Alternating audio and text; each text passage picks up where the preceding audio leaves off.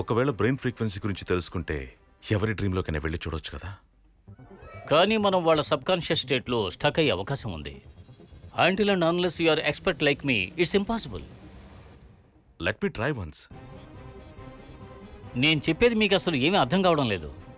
నేను దాన్ని ఎన్నోసార్లు ట్రై చేశాను, మీరు ఒక్కసారి కూడా ట్రై చేయలేదు. అది సరే, మనం ఎవరి డ్రీమ్ గురించి మాట్లాడుతున్నాం? నా కూతుర్ని కిడ్నాప్ చేసిన వాడి గురించి. వాడిప్పుడు కోమా స్టేజ్లో ఉన్నాడు. వాడిని డ్రీమ్ స్టేట్లో తప్ప ఇక ఏ స్టేట్లోనూ రీచ్ అవ్వడం కుదరదు. Are you out of your mind? Shared dream స్టేట్లో తను చనిపోతే ఏం చేస్తావు? నువ్వు కూడా చచ్చిపోతావు అంతే. నా కూతుర్ని వెతికే ప్రయత్నంలో నేను చచ్చిపోయినా పర్వాలేదు. I'm not afraid. I'm not afraid to die. Let me do it once. Arjun, shared dreaming is totally different from lucid dreaming. దీని గురించి ఇంకా ఏది ప్రూవ్ అవ్వలేదు. ఒకవేళ జరగకూడదు ఏదైనా జరిగిందంటే you could even die. Let's go Arjun. Chandu please, ఒకే ఒక్కసారి ట్రై చేద్దాం. What's wrong in trying out?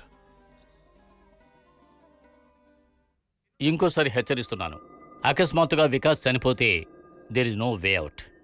నువ్వు పర్మనెంట్గా అతని కళల్లోనే ఉండిపోతావు. Let's do it. Okay.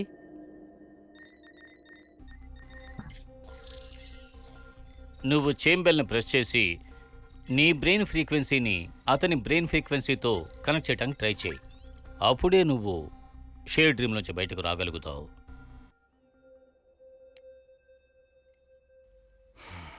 Okay. Backgrounds అన్నీ సడన్గా చేంజ్ అవుతూనే ఉంటాయి. ప్యానిక్ అవ్వకూడదు, ఓకే?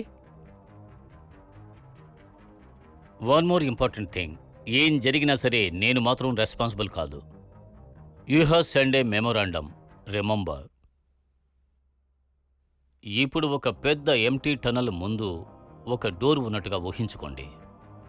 దాన్ని ఓపెన్ చేసి స్లోగా లోపలికి వెళ్ళి